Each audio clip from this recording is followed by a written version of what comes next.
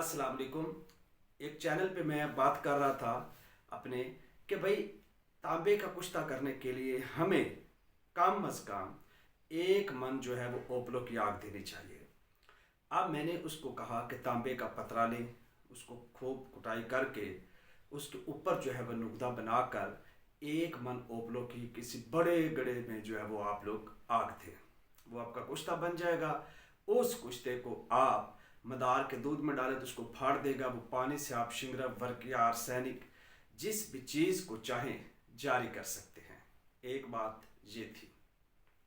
उस भाई साहब ने आगे से कमेंट किया तो ये तो राख हो जाएगा, ये तो किसी काम का नहीं रहेगा तांबे का कुश्ता।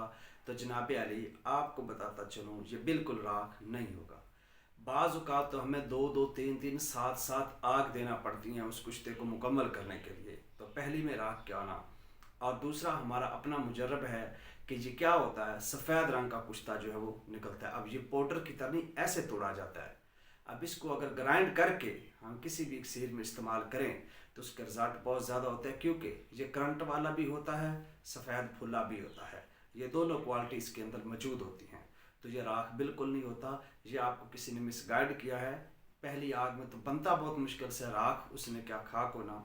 तो इसको आप ज़रूर बनाएं, ऐसा कोई सीन नहीं है। शुक्रिया।